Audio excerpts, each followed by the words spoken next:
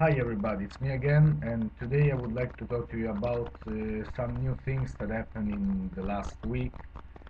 And that would be that I went to my psychiatrist on Thursday, and we had a bit of a discussion if my treatment was working or not. The conclusion is that the current treatment only with the antidepressant, that would be a citalopram 10 milligrams plus the benzodiazepine, clonopin 0.25 milligrams in the morning is not enough. That's because I um, I still self-injure, I don't sleep well. Actually I sleep well, but I kind of wake up tired and with no energy. So I'm not saying that melatonin and valerian root are bad. It's just that I don't know, maybe they don't really work for me in the way that I would like for them to work. So my psychiatrist told me, look, you need something that augments your antidepressant, because we can't really uh, follow these. I mean, you can't really stay on these medicines and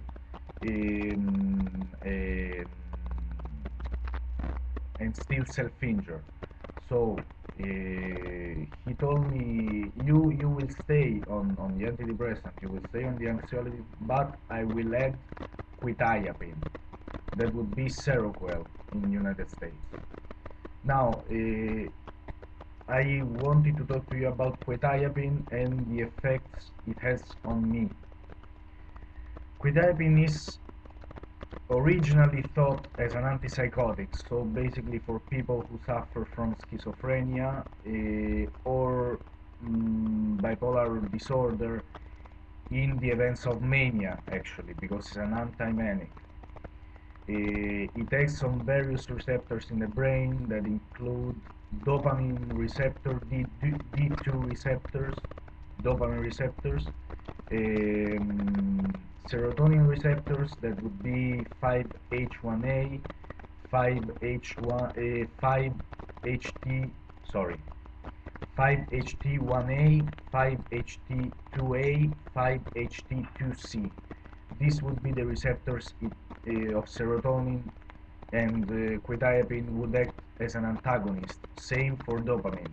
It is an antagonist for histamine, so basically it's a very, very potent antihistamine. Um, it's also no, that's basically the pharmacology of quetiapine. Sorry, I forgot. It's also an antagonist at alpha 1 and alpha 2 adrenergic receptors. This accounts for some of the side effects of quetiapine that I will talk about later, but the action of quetiapine is basically that by antagonizing the D2 receptors in the brain of dopamine, it would act as an antipsychotic, plus the action of 5H1A and 5HT1A and 5HT2A and 2C. It's like an adjunct uh, for the antipsychotic action, but that's more important in the antidepressant augmenting action. So basically, the dose I'm taking is a fairly low dose. It's 25 to 50 milligrams at night, while schizophrenics or bipolar disorder sufferers can require as much as between 300 and 600 and maybe a little more milligrams per day. So it's a very low dose, the one I'm taking. I'm taking it since Thursday, so I can't really say much, but I would say the first impressions. So first impressions are that when I take it, it knocks me out. That's because of the H1 antagonism. It's the same that happens basically when you take a Benadryl. It's the same mechanism, but with quetiapine, this is like a ton so much. So 25 milligrams of quetiapine, and 1 hour and a half later, 2 hours later, I am knocked out. I have to go to bed because I'm not functioning. This lasts sometimes even the next day. It happens to me the first day and the second day. Now not anymore, but that's a thing that you have to get used to the medicine. So I believe it's quite normal. Quetiapine is always an antipsychotic. It's an atypical antipsychotic, although at 25 milligrams or 50 milligrams or 100 milligrams, it doesn't work as an antipsychotic. It works as a antidepressant augmenting agent. That's because of the serotonin, the effect that it has on serotonin receptors and histamine receptors. Moreover, quetiapine is metabolized in the body into norquetiapine, which is a fairly potent norepinephrine reuptake inhibitors such as atomoxetine or and also a muscarinic antagonist. So this accounts for the unpleasant side effects such as the dry mouth, which is very very common with quetiapine. So now I would like to talk to you about the side effects. The one that I personally had are weakness sometimes the first days, of course, sedation, which is very strong when you take it in the night. Sometimes mental fog. It's not as bad, but sometimes it happens. Dry mouth. I already said it. Sinus congestion. Uh, that's about it. The positive effects that I had are anxiolysis, which is very very strong. I'm not very anxious right now. It's very strange for me, and it's a sensation which is similar to a fairly strong dose of clonopin. I would say 1 milligram of clonopin. The anxiolysis that quetiapine 25 to 50 milligrams quetiapine gives you is roughly about 1 milligram of clonopin. If I can compare that, it's not really comparable, but for a kind of measurement or comparison, that's about it.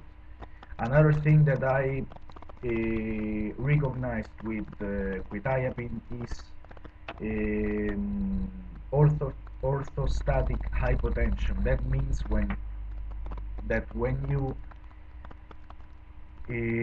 you basically go from a laying position to an upright position, you can feel some dizziness.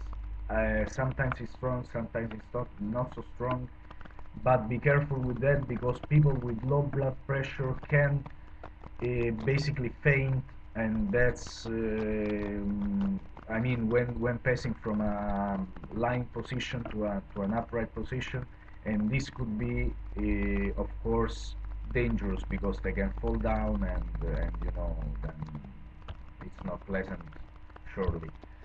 In the long term, since quetiapine is an antipsychotic, it has the potential to cause, but I'm not really sure if at this such low doses can cause diabetes. I measure my glycemia or sugar in blood in the morning during the first 2 days, and I had that normal glycemia that would be 74 the first morning, and 84 or 85 the second morning, which is between the normal ranges, which are between 80 and 110 milligrams per deciliter of blood. So diabetes, I didn't have this side effect. Of course, it's very early to say that because it's most likely a side effect that can develop in the long term.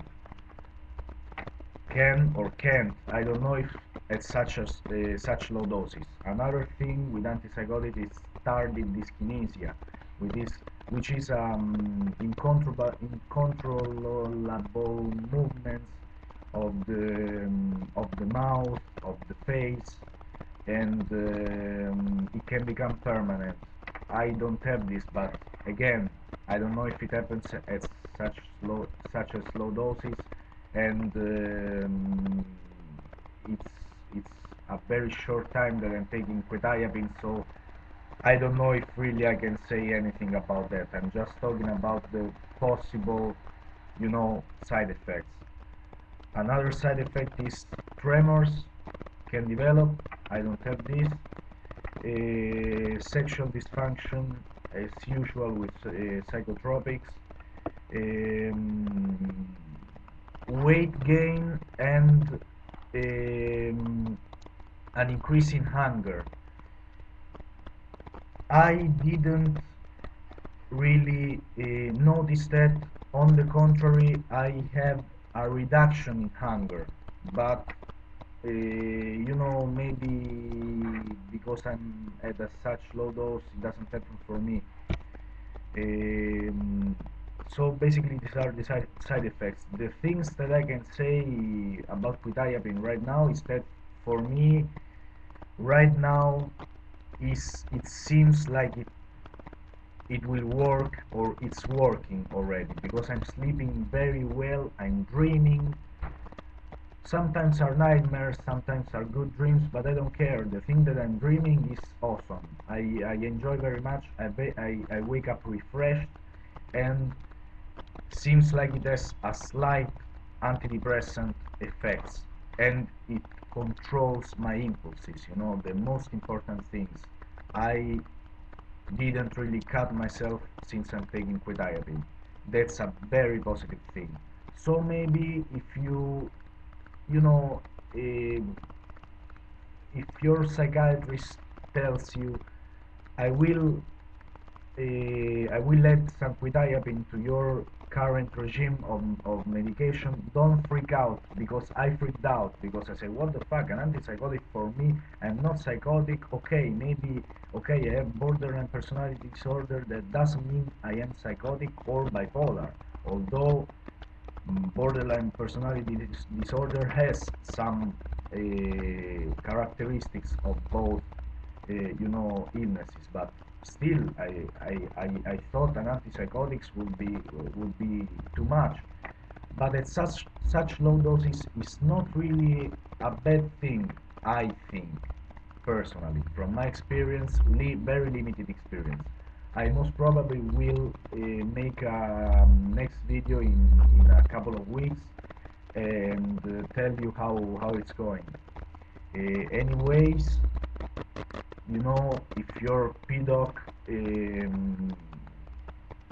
tells you about adding an antipsychotic, Seroquel or Quetiapine, I think is one of the most indicated if you have sedation, or if you need some sedation or anxiolysis without many side effects. Another thing I forgot to tell you is that quetiapine is the least likely of all atypical antipsychotics and typical antipsychotics of causing hyperprolactinemia.